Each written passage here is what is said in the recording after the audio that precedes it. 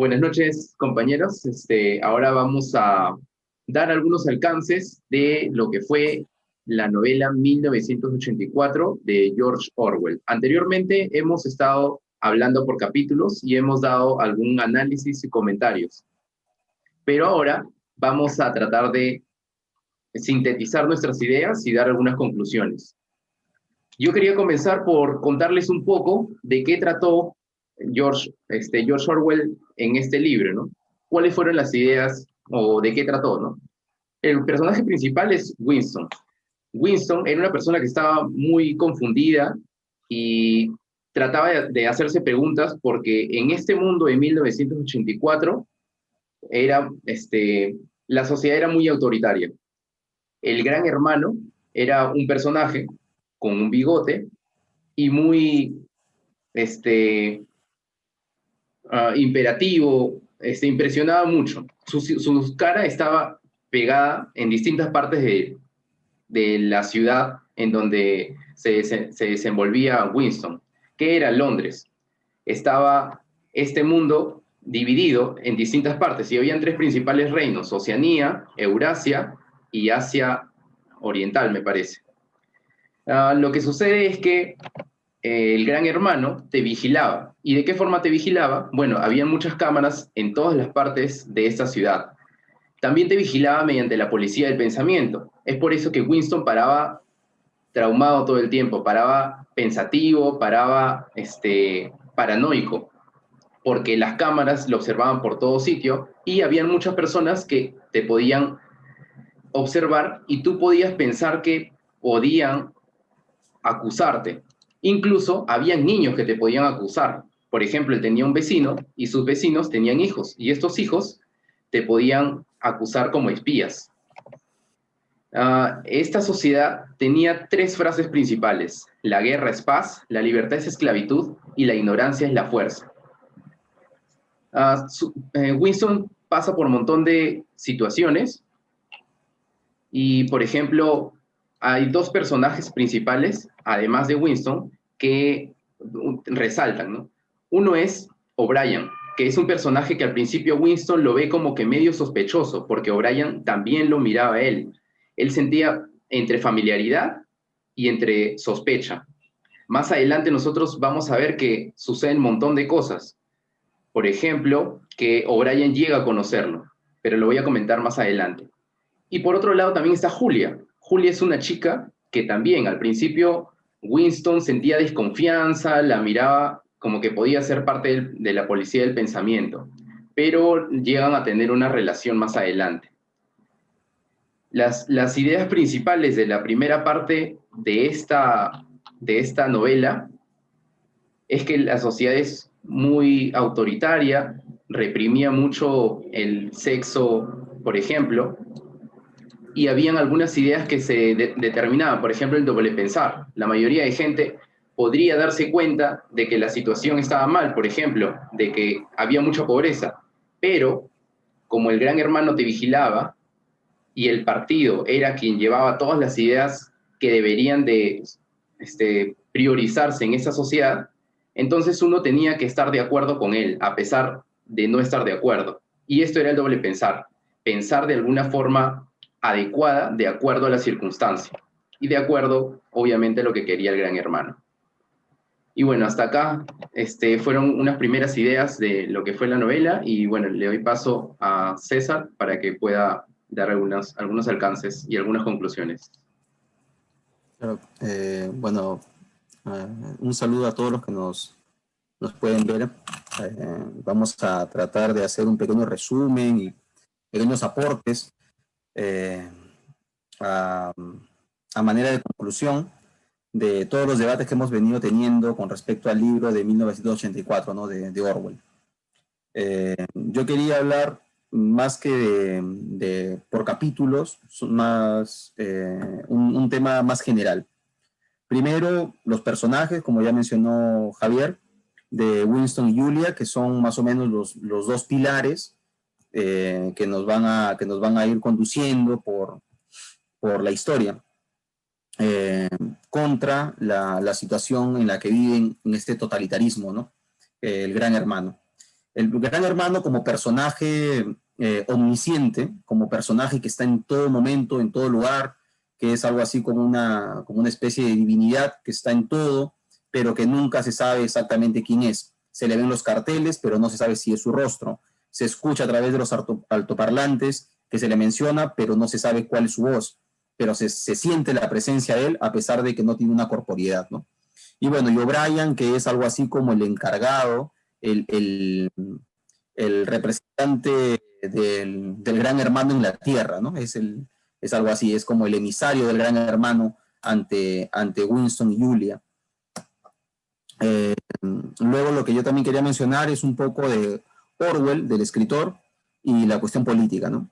Orwell, como sabemos, tenía posiciones de izquierda, marxista, militó en el PUM, en el Partido Obrero de Unificación Marxista, en España, y en España puede palpar directamente este afán del totalitarismo, tanto fascista de Mussolini, de Hitler, como también el autoritarismo y totalitarismo de la Unión Soviética por parte de Stalin, ¿no? Que es representado casi como el Gran Hermano en el libro de 1984. Entonces, desde este punto de vista podemos entender que Orwell plantea dentro de su libro una crítica a todo este autoritarismo y también una pequeña alabanza a la libertad, ¿no? Que es allí donde radica la verdadera esencia del ser humano, en esta libertad de poder decidir hacia dónde conducirse y también esta libertad de pensar.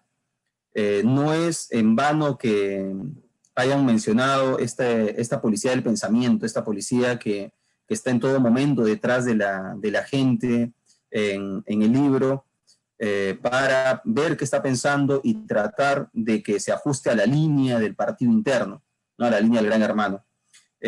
Orwell lo plantea de esa manera, a mi parecer, como una crítica a este autoritarismo, a la manera de pensar de la gente, que la gente debe tener por lo menos la libertad de pensar, la libertad de crítica hacia las circunstancias en las que vive. Bueno, como ya lo estaba planteando Javier y yo lo estoy mencionando, el libro es una distopía, ¿no? 1984, si no la mejor, por lo menos una de las mejores distopías que se han planteado. Recordemos que, como habíamos mencionado en algún video, existen distopías muy conocidas. Primero, la distopía es todo lo contrario a una utopía, ¿no? Es un mundo futuro, pero plagado de miedos y de temores que tenemos con respecto a una sociedad.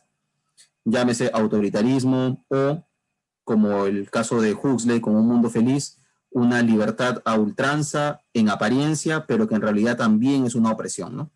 Entonces tenemos en las distopías más conocidas 1984 de Orwell, tenemos Un Mundo Feliz de Huxley, La Naranja Mecánica, tenemos Fahrenheit también de Bradbury. Bueno, hay unas que tenemos pendientes todavía, como la de Nosotros, escrita por Samiatín, y una que es Mañana las ratas, que la vamos a discutir luego en este círculo de lectura, que es escrita por un peruano, bueno, peruano por adopción casi, ¿no?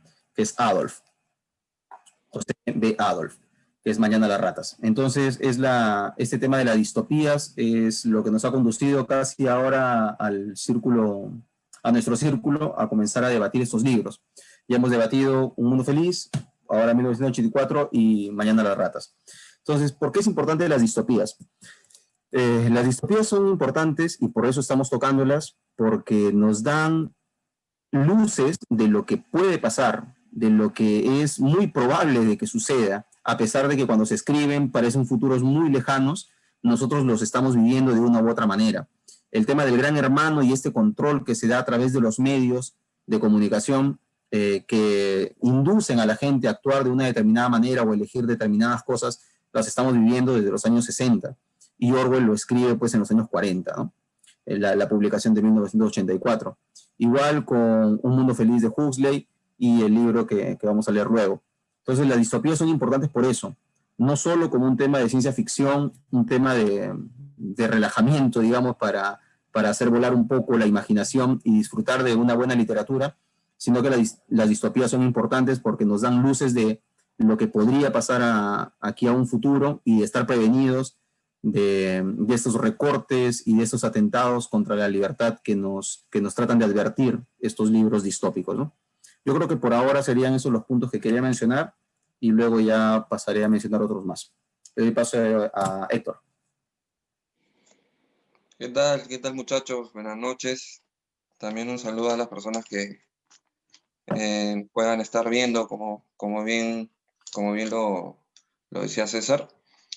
Sí, 1984 definitivamente causa, digamos personalmente, yo diría que causa una buena impresión desde que lees el primer párrafo, ¿no? Es tanto por una cuestión de forma y fondo, ¿no? Está bien escrito, Orwell tenía talento para escribir, y coge un tema que es importantísimo, ¿no? Que es esta cuestión de la manipulación de la información, esta cuestión de los gobiernos totalitarios, que definitivamente, como bien acotaba César, es una distopía, ¿no? Que es una forma, digamos, pesimista de ver el futuro, pero que tiene como objetivo poder advertir al lector de lo que puede suceder en el futuro si las cuestiones del presente llegaran a radicalizarse, ¿no? Entonces, en ese sentido, es interesante porque muchas veces nosotros decimos, tantas personas lo dicen a través de la historia, que del pasado se aprende, ¿no? De los errores del pasado se aprende. Pero lo interesante de las distopías es que del futuro se aprende, ¿no? Eso es lo interesante en las distopías, ¿no? Tratan de dar un aprendizaje a partir del futuro, no a partir del pasado. Entonces, y esto lo logra Orwell, ¿no? Lo logra muy bien, me parece a mí. Y digamos de que para ya entrar, digamos, en detalles como lo ha hecho Javier, la figura del Gran Hermano es un personaje definitivamente eje, ¿no? Es un personaje eje en la historia.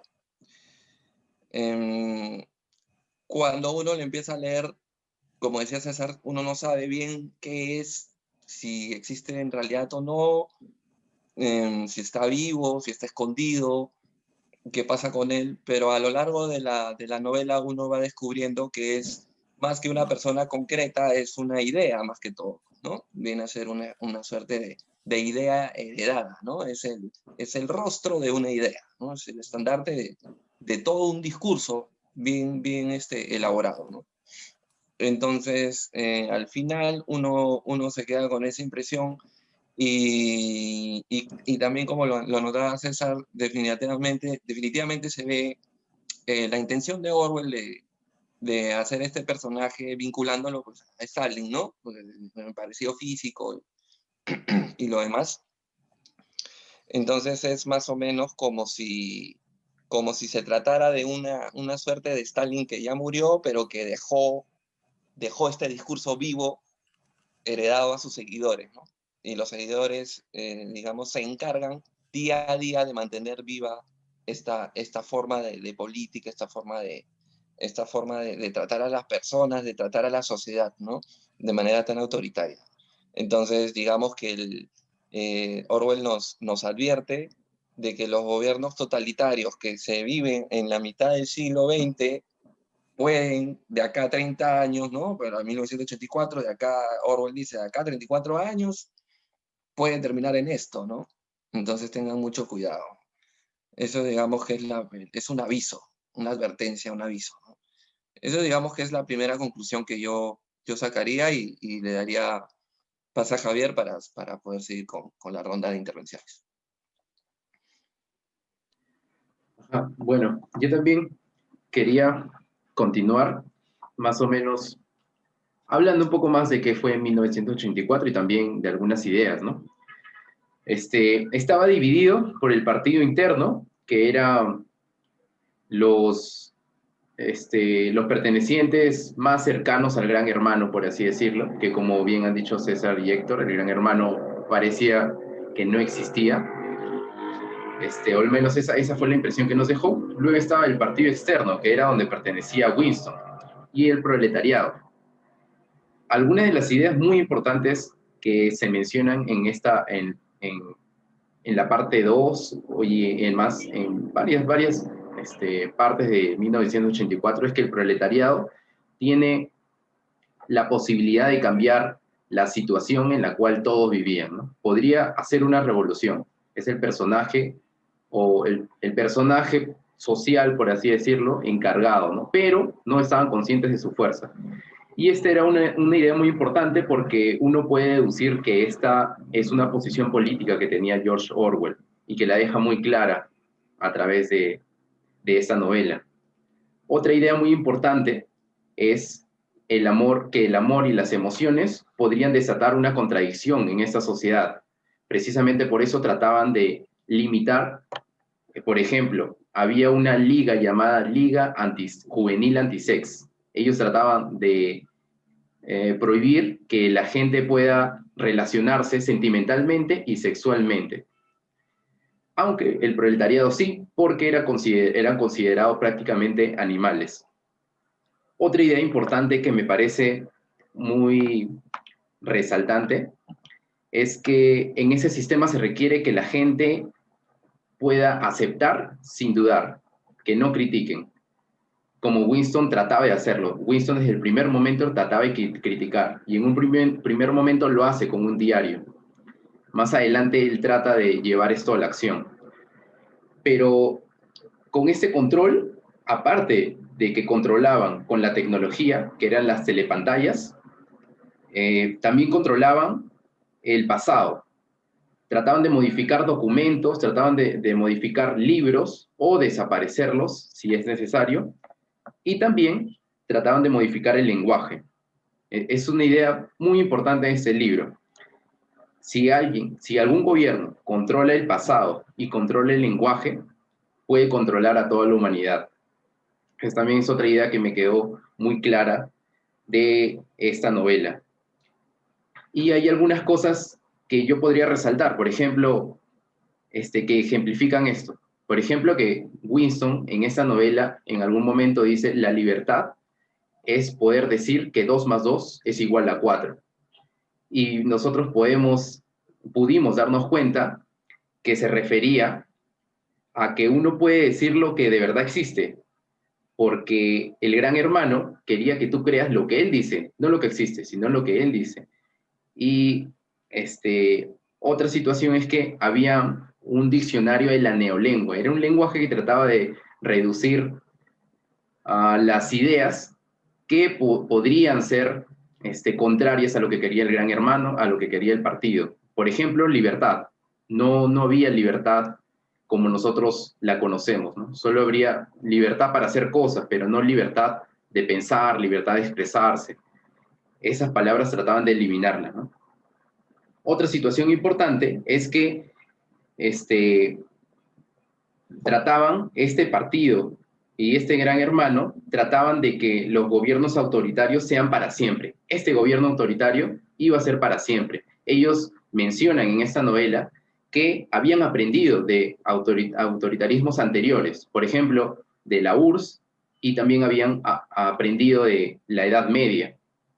¿Cómo habían aprendido? Bueno, no iban a crear héroes, y además de que iban a resaltar este control, este extremo control con las telepantallas, controlando el pasado y controlando el lenguaje. Y también hay algo importante que es el villano. Era muy importante ofrecer a la gente una forma de desfogue, y era un villano. Este villano era Goldstein. Si es que uno hace relación con la historia que nosotros conocemos, como bien han dicho Héctor y César, el gran hermano vendría a ser una especie de Stalin, y ese Goldstein vendría a ser una especie de Trotsky. Y bueno, uno puede deducir eso por cómo lo describen. Y esto le ofrecían a la gente de manera de que puedan desfogarse, puedan desatar una ira hacia alguien. Y este alguien era Goldstein y los otros estados, por así decirlo, porque otro punto importante es que siempre había guerra. Y la guerra no era para ganar algo, era para mantener el orden existente, el autoritarismo. Esas son mis ideas por ahora, y bueno, más adelante voy a decir algunas más. Claro, lo que menciona Javier son ideas básicas del libro, las ideas fundamentales, las que deberíamos resaltar precisamente, el tema del doble pensar y el tema de la neolengua. Es un tema de no solo un debate filosófico, debate antropológico, biológico, el tema del pensamiento y el lenguaje, ¿no? ¿Cuál surge primero o si surgen a la par? Que es un debate en la ciencia, pues a través de la historia, ¿no? Lo que nosotros hemos traído a colación es que tanto el pensar como el lenguaje surgen a la par, ¿no? Bien, ¿por qué es importante? Porque el ser humano, a través del pensamiento y el lenguaje, es que va diseñando su entorno.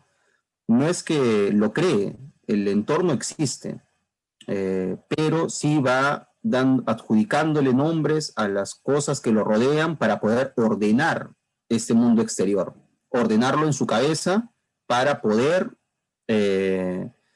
traspasarlo al otro ser humano y poder entenderse, ¿no?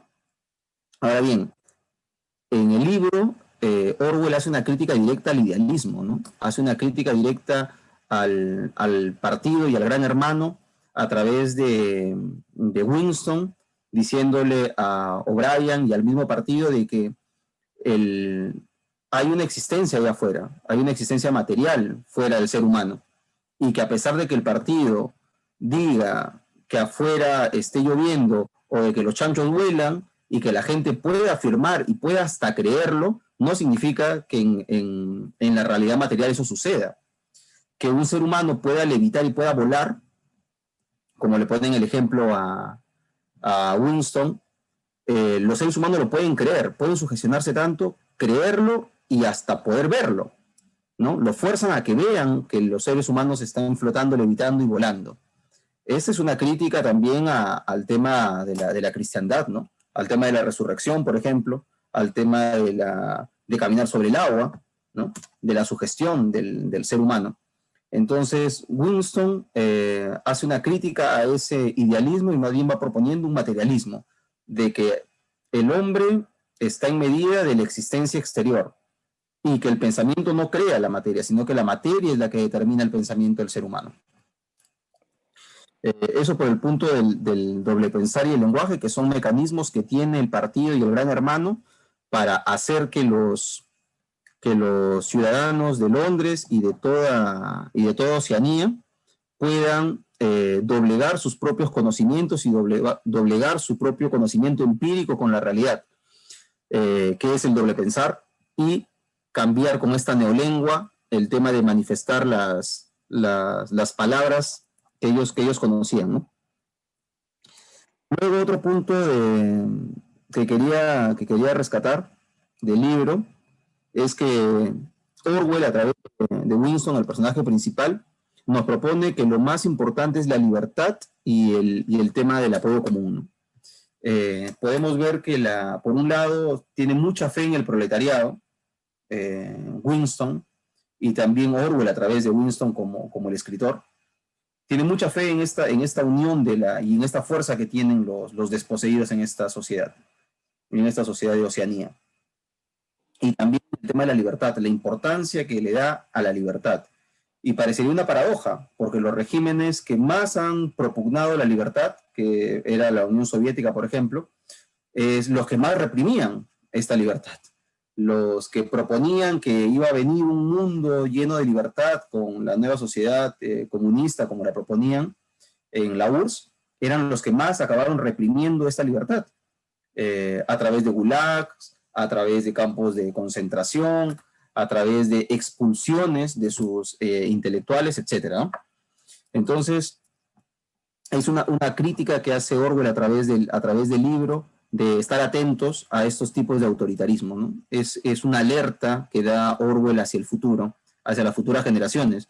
No es un libro que Orwell lo escribe para que la gente se entretenga nada más, porque es entretenido, como decía Héctor, y está muy bien escrito, sino que es un libro advertencia, ¿no? Es algo así, es un libro advertencia, un libro guión advertencia. Es decir, tengan cuidado futuras generaciones de lo que los espera, ¿no? De lo que pueda venir. De esos autoritarismos como el fascista en Alemania y en Italia, y por otro lado los autoritarismos de la Unión Soviética. Tengan cuidado a esto. Y que no se pierda la libertad, que es lo que defendía Orwell. Luego otro punto que quería rescatar también es que el libro no cae en el panfleto, ¿no? A pesar de las posiciones marxistas de Orwell, no cae en el panfleto, no hay una alabanza a la bandera roja, al marxismo, a Marx, a Engels y a toda la sarta de pensamiento posterior como el estalinismo o el trotskismo, digamos. No hay una alabanza de ninguna de esas posiciones, es más bien un libro en el cual no es necesario ser partidario de ninguna ideología política para reconocer la calidad estética del libro y la calidad de idea, ¿no? La cuestión de la idea de fondo, que es la defensa de la libertad y el ataque a los autoritarismos. Y por último, para acabar mi intervención de ahora, lo que quería mencionar era el tema sexual, cómo para estos dos escritores, tanto Huxley con Un Mundo Feliz y Orwell con 1984, el sexo es visto de dos maneras distintas para su obra, ¿no? para sus libros. Por un lado, el sexo es visto como libertad, hasta libertinaje, en Un Mundo Feliz, que se les da el sexo para que se distraiga la gente y pueda divertirse con el sexo, sin tener hijos, obviamente. Los hijos se tienen de acuerdo a una planificación, pero el sexo sí se puede tener. Eso nos propone Huxley en Un Mundo Feliz. O sea, en el futuro el sexo va a ser así, va a ser pura diversión y no va a estar reprimido. Mientras que Orwell propone en el libro en 1984 que el sexo sí va a estar reprimido en una sociedad futura. ¿Por qué? Porque es una manera de libertad, y la libertad tiene que ser cortada de raíz. No puede haber libertad ni siquiera en el aspecto sexual, ni tampoco el amor, obviamente, ¿no?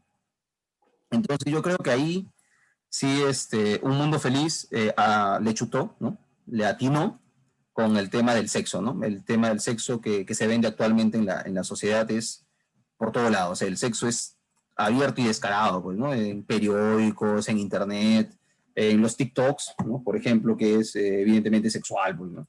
Con los bailes y todo ello. O sea, no hay ninguna prohibición. Y en el ejercicio tampoco, ¿no? En el ejercicio tampoco.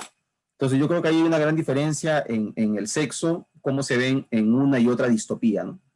Yo creo que por ahí serían mis intervenciones y dejaría ya algunas para el último. Le doy paso a Héctor. Listo, gracias. Sí, así es como lo vienen diciendo. Existen esos puntos en esta obra. También yo quería rescatar esta cuestión de que Orwell está tratando de que el lector se sienta frustrado, ¿no? Es algo que desde un principio él está intentando hacer y que creo que lo mantiene hasta el último. Incluso él en un momento, ¿no? Llega a darte esperanzas, ¿no? Cuando Winston las tuvo en algún momento, cuando pensó que al confiar en O'Brien podía hacer algo contra el gran hermano, te da algunas esperanzas, pero digamos que esas esperanzas te las da a propósito Orwell para que tú las sientas y después te las quite, ¿no? Para que sientas la frustración, ¿no? Quiere pues que el lector, no sé, en términos más digamos, en términos más cotidianos, pues que te quedes picón, ¿no? Que te quedes picón con ese final, que al final el malo gana, ¿no? Porque al final el partido fue el que ganó, el gran hermano fue el que ganó y Winston no pudo hacer nada. Entonces, precisamente esa frustración quiere que sientas Orwell para que sientas ese miedo y trates de evitar un mundo así desde lo que tú puedas hacer, ¿no? Entonces, es importante, me parece importante ese punto, ¿no? De que no podía tener un final feliz esta obra. Si tenía un final feliz, no te ibas a sentir frustrado y no ibas a tener el miedo que Orwell quería que tú sientas, ¿no? Después, otra cuestión que me pareció bien interesante es esto de cómo maliciosamente el partido aprende, ¿no? Del pasado, ¿no? Como lo apuntaba Javier. Ellos quisieron perfeccionar el totalitarismo, ¿no? Porque los totalitarismos anteriores habían caído en el error que consistía en que el poder se centre en personas y no en una idea. Entonces, las personas, al fin y al cabo, o mueren o son derrotadas por alguna revolución. Pero, entonces, ese era el error de los antiguos totalitarismos, que por eso siempre caían y venía este círculo, este ciclo, ¿no? De revoluciones. Revoluciones, nuevos dictadores, revoluciones, nuevos dictadores, y había este círculo vicioso en la historia, ¿no? Y que para detener eso, el partido pues se propone pues de que no sean que el poder no se centre en personas, sino que se centre en una idea que va siendo heredada, ¿no? Va siendo heredada. Entonces, el poder no podría centrarse en personas realmente. Entonces, eso me pareció un punto que Orwell toca, que me pareció bien inteligente, ¿no? O sea, digamos, hay un momento en que Orwell en una entrevista dice, ¿no? Lo que yo quiero es advertir, no quiero dar ideas, no le quiero dar ideas a los dictadores. Lo que yo quiero es advertir para que no suceda esto. Después otro punto muy interesante que toca la obra, en esto digamos, de la manipulación de la información o en esto de que el partido domina tu mente tanto de que te sugestiona, como decía César, ¿no? Te hace llegar a un nivel de sugestión tal que podías creerle al partido casi todo, ¿no? Y esto sucede porque el partido sabe muy bien, y esto es algo que se maneja en la obra, es la idea de que la percepción de la realidad que tenemos siempre está mediada por alguna interpretación, ¿no? Entonces, como siempre está mediada por alguna interpretación, o sea, es casi imposible de que la percepción de la realidad que nosotros tenemos no esté mediada por alguna interpretación. No seríamos seres humanos si no interpretáramos, ¿no? Entonces, como siempre está mediada por una interpretación, entonces lo que ellos atacan no es la realidad concreta, objetiva, sino lo que atacan es la interpretación, o sea, tu mente, ¿no? Eso es lo que atacan para dominarlo, ¿no? Para dominar y para hacer lo que ellos quieren, ¿no? A conveniencia de ellos. Entonces es una idea muy interesante importante y tocada por muchas corrientes filosóficas, muchos sismos filosóficos, ¿no? Acerca de esto de la percepción de la realidad. Entonces es un tema que toca bastante Orwell en esta obra. Y lo otro también que toca es que la sugestión también se realiza no solo por la manipulación del lenguaje, sino también a través de la tortura y del miedo, ¿no? A través de la tortura y el miedo. Digamos, si ellos ven necesario torturarte, pues lo hacen, ¿no?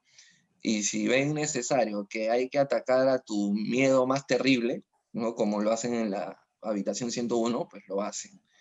Porque, como bien decía Winston, ¿no? O Orwell a través de Winston, ¿no? Ante el dolor físico no existen los héroes, ¿no? Y ante el miedo más profundo de cada uno tampoco existen los héroes, ¿no? Llega un momento en que ya tu resistencia no puede más, ¿no? Es irresistible, es infranqueable enfrentarse, ¿no? A la tortura, a este extremo, ¿no? De tortura, de infligir tanto dolor físico y enfrentarte a tus miedos, ¿no? Entonces lo hacen a través de eso.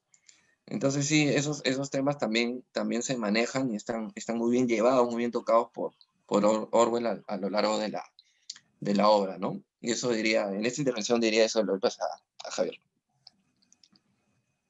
Sí, yo también quería dar unas últimas ideas para concluir. Y, por ejemplo, quería decir que una manera de control, como decía Héctor, era el miedo. Y el miedo ellos lo fortalecían con la idea de que si es que tú no cumplías, o si es que tú no estabas de acuerdo, o si es que tú hacías un crimen mental, que también era una palabra en la neolengua, criminal, y obviamente uno lo entiende como que está pensando en contra del partido, podría ser desaparecido, podría ser vaporizado. Eso se repite muchas veces en la novela, pero si es que podría ser vaporizado, pero también podría ser torturado, como dijo Héctor, ¿no? Y ese miedo era el que llevaba a la gente a creer ciegamente. Uno se encuentra con personajes que creen a ciencia cierta, pero, o sea, creen como sea, creen cegados, pero incluso cuando el partido los agarra, los detiene, ellos aceptan su culpa quizás por miedo y quizás porque el partido les dice que tienen que ser fieles a ellos, ¿no? Y una idea también que fortalece lo que dijo Héctor de la frustración, que también me parece que la frustración es constante en toda la novela, incluso cuando uno se introduce en la historia de amor entre Julia y Winston, te queda la frustración porque o sea, esa historia que podría ser sublime se cae, o sea, llega a destruirse. Se fortalece porque uno puede pensar que cualquiera te puede traicionar. Nosotros estamos leyendo la historia, compartíamos, debatíamos, como ustedes pueden ver en otros videos, y había momentos que, tanto como Winston lo decía, pensamos que cualquiera podría traicionar. Y efectivamente, cuando nosotros avanzamos en la historia, lo traiciona una persona en que había confiado mucho Winston, ¿no? Que era un señor que les había dado una habitación a él y a Julia. Y esa persona se disfraza de alguien distinto, de un anciano, y al final era alguien que los vendió a O'Brien. Incluso O'Brien era alguien en que confió también bastante Winston, pero O'Brien, como dijo César en una de sus primeras intervenciones, era prácticamente quien representaba al Gran Hermano, ¿no? Era parte del partido interno. Y en conclusión, para mí, Julia representa esa idea que nosotros tenemos de que las emociones parecidas al amor o la pasión o emociones sentimentales podrían liberarnos. Esa idea de que estas ideas sublimes podrían ser contrarias a la injusticia, por ejemplo. O'Brien representa esta idea de que el poder parece imposible de vencer, el poder sobre todo de quienes se ven beneficiados, ¿no? Y que nosotros podemos sentir muchas veces en esa sociedad en la que vivimos, el control, el poder. A veces hay muchas cosas que nuestros gobernantes hacen y nosotros no podemos deshacer. A nivel social mucha gente se queja, mucha gente sale a protestar. Nosotros hemos vivido eso hace poco y lo seguimos viviendo. Pero los gobernantes siguen haciendo lo que les da la gana, reprimiendo, violando derechos humanos, matando gente, y parece que no se puede llegar a encontrar justicia incluso dentro de estas leyes que de antemano uno cree que son injustas. Y Winston para mí representa la esperanza, representa la idea de que las cosas pueden cambiar, de que a pesar de que todo parezca que es un desastre, siempre hay gente que se está cuestionando, se está preguntando, está tratando de crear espacios como los que nosotros tratamos de crear para al menos pensar, para al menos criticar, para al menos ir más allá de lo que nos ofrecen.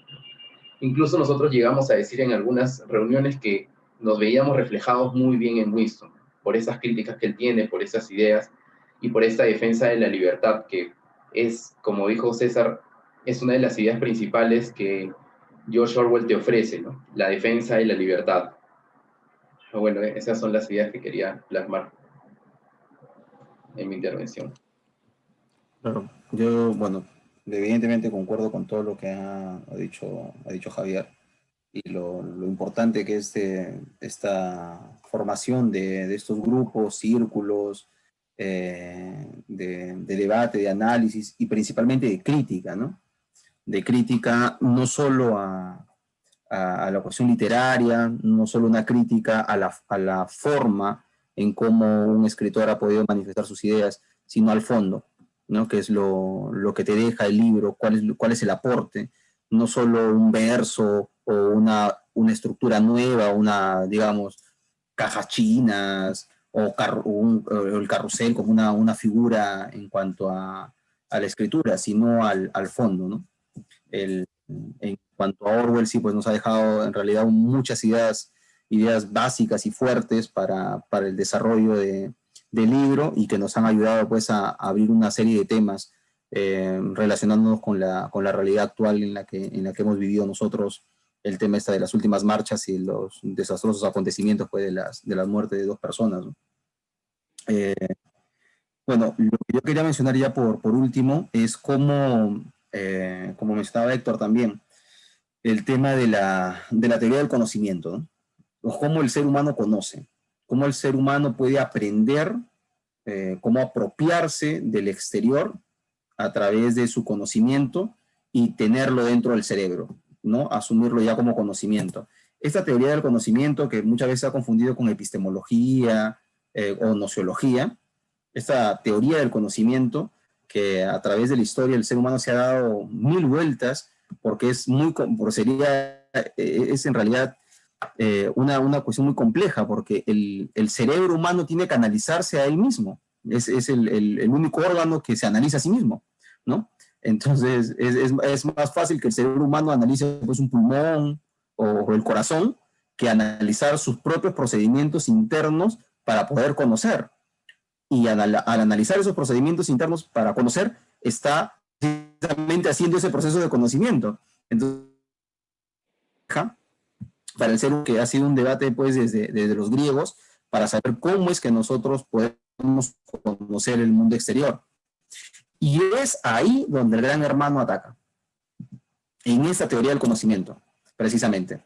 El Gran Hermano entra a la forma en cómo el ser humano va conociendo para destruir esa ligazón entre cerebro, conocimiento y realidad exterior, cómo el ser humano se apropia de esta realidad exterior a través de su conocimiento, rompe esos hilos y él te dice cómo y qué cosa tienes que conocer, y qué cosa de lo que has conocido está bien y qué cosa está mal.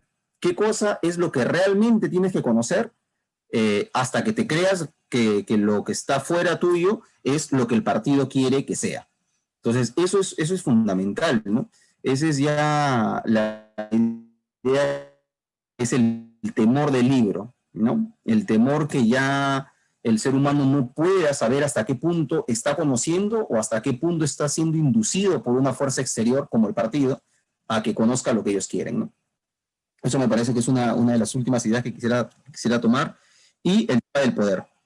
El tema del poder también es una idea fuerte en el libro, porque Orwell nos dice que el partido creía que el poder era todo. O sea, el poder es Dios, ¿no? No es que Dios es poder, sino que el poder es en realidad el nuevo Dios. Ni siquiera el dinero es la fuente del Gran Hermano y del partido. El partido no tiene ambiciones económicas. El partido tiene la ambición de poder.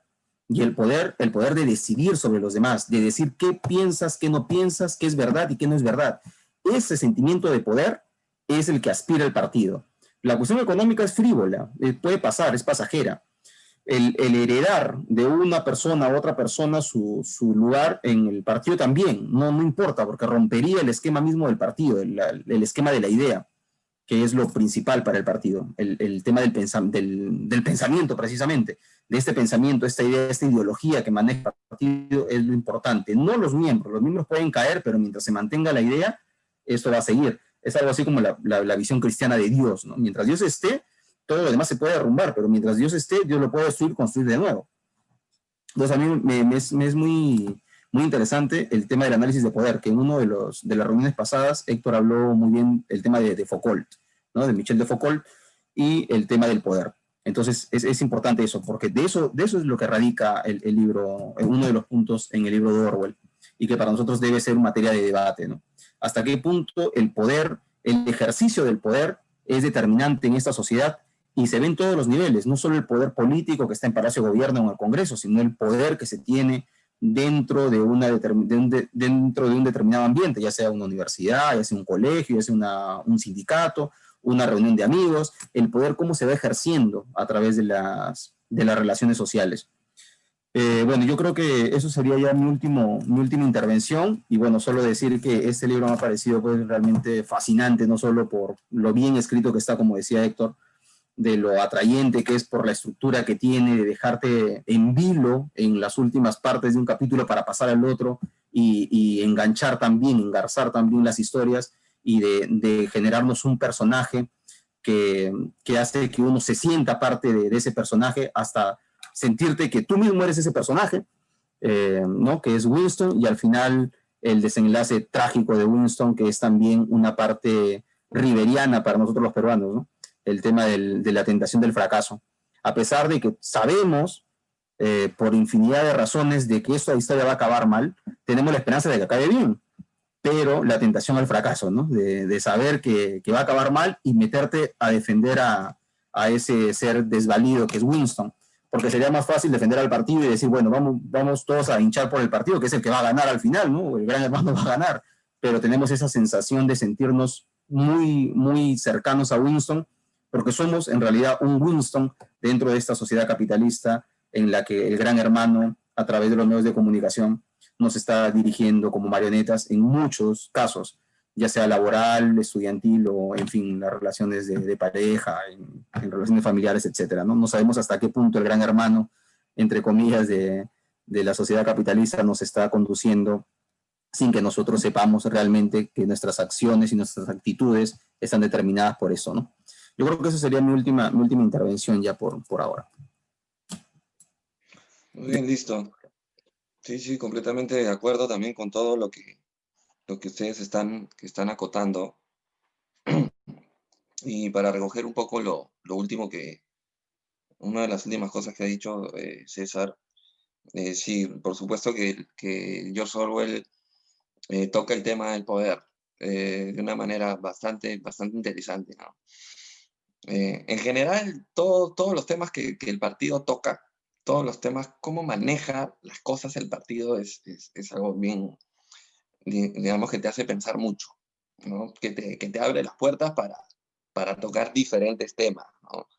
Entonces, y eso ocurre porque esta obra toca muchos temas y te puede servir incluso como ejemplo, si es que tú quisieras hacer una clase acerca de algo, ¿no? Tú puedes hacer una clase acerca de teoría del conocimiento, puedes poner de ejemplo 1984, puedes hacer una clase acerca de, qué sé yo, más o menos algo así como filosofía del lenguaje, puedes tocar el 1984 como ejemplo, puedes hablar del poder, 1984 como ejemplo, o sea, es bastante, digamos, versátil, ¿no? Te abre un montón de puertas que te las deja solamente abiertas, ¿no? Porque definitivamente no es un libro de filosofía, pero te deja puertas abiertas como para un arranque, un buen arranque para profundizar en algún tema. Entonces, desde ese punto de vista también es un libro bastante pedagógico, ¿no? Desde ese punto de vista. Y con la cuestión del poder, sí, pues porque es interesante cómo el partido toma al poder como un fin en sí mismo, ¿no? Un fin en sí mismo y no como un medio para alcanzar otra cosa, ¿no? Esa es la manera en que ellos, digamos, corrigieron un error de los anteriores, ¿no? Porque los anteriores querían poder para ser ricos, poder para poder mandar, poder para tal cosa, ¿no? Utilizar el poder como un puente para otra cosa.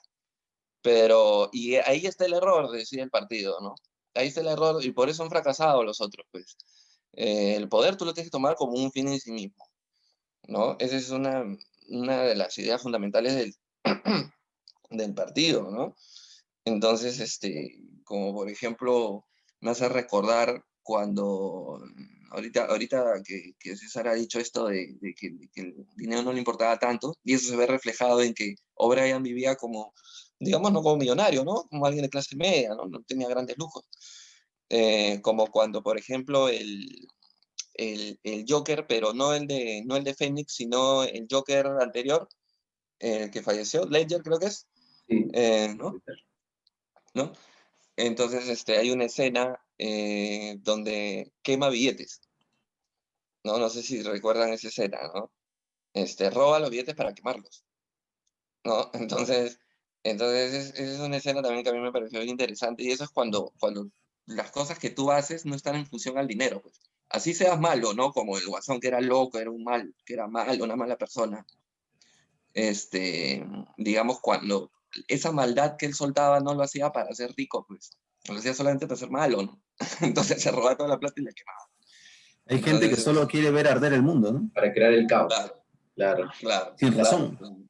Claro, el caos. Esa es busca el caos en sí mismo, ¿no? No el Claro. caos para ser millonarios o para otra cosa, ¿no? Ujú. Entonces, algo parecido hace el partido, ¿no? El poder por el poder. Y también me pareció interesante una parte donde Winston le, más o menos como que le, no, ya no recuerdo bien si le pregunta o es que lo piensa y O'Brien lo adivina, como lo hizo en tantas veces, que se le pasa por la cabeza a Winston de que tal vez el partido quiere todo este poder y quiere manejarlo todo como, digamos, protegiendo al ser humano de él mismo, ¿no? Porque dice el partido, por ejemplo, ¿no? Que el partido diga, ya, yo no me voy a meter, ustedes hagan lo que crean que está bien. Entonces todos se terminan matando, ¿no? Entonces el partido dice, no, mejor yo voy a tomar la posta y les voy a mentir a ustedes que hay una guerra y el otro superestado y los otros dos superestados van a decir lo mismo y ya, y ustedes van a creer al gran hermano, el otro en tal, y van a vivir así para que toda la humanidad no se mate. Van a estar sobre mi poder para que ustedes no se maten, ¿no? Eso se le pasó más o menos, algo parecido se le pasó por la cabeza a Winston, ¿no? Y O'Brien le dijo, no, no es eso de ninguna manera. No es eso. Nosotros no queremos proteger a nadie. Nosotros queremos el poder por el poder. Nada más. Claro. Le dice eso, ¿no? Entonces, digamos de esa manera toca George Orwell el tema del poder, ¿no? Como un fin en sí mismo. Eso fue bastante interesante. Y bueno, sí, yo me quedaría aquí nomás, ya creo que ya todo lo que he dicho es suficiente al menos para mi intervención. Sí, yo lo único que quería agregar es que 1984, desde la época que se escribió hasta ahora, ha inspirado a un montón de personas. Hay una película, hay un montón de canciones relacionadas a 1984, por ejemplo, David Bowie, los mismos The Beatles, o Coldplay, o la otra vez mencionamos uno, no me acuerdo, pero bueno, hay bastantes, artistas que se han inspirado en esta obra porque trasciende la historia. La realidad supera la ficción. Incluso hay un meme por ahí que habla de George Orwell y de esta novela, diciendo que George Orwell escribió esto no para inspirar, no para que la gente se copie y haga de esto la realidad, porque prácticamente hay un montón de veces que nosotros hemos estado discutiendo y sin quererlo relacionamos con lo que vivimos, ¿no? Con el control, la autoridad, el poder. Y bueno, eso es lo último que quería decir. Claro, y bueno, ya para terminar también, a los que están, bueno, a los que van a poder ver este video, que es algo así como un resumen o conclusiones del libro, decirles que el Círculo de Lectura va a empezar un nuevo libro a leer y a debatir, que es Mañana las ratas, de José Adolf, siguiendo el tema de las distopías, pero ya dándole un aspecto un poco más nacional, ¿no? Que está ambientada hasta ahora, lo que estamos leyendo, está ambientada en el Perú y en Lima, ¿no? Sí. Que este libro vamos a debatir y espero que también pues puedan seguirnos y que nos comenten, ¿no? Que nos den sus aportes, ahí de repente alguna intervención o alguna crítica de lo que estamos diciendo, de repente algún error o algún desliz que podamos tener para poder subsanarlo o algún debate que propongan para poder conversarlo y de ahí sacar algunas ideas interesantes, que es el objetivo del círculo de lectura.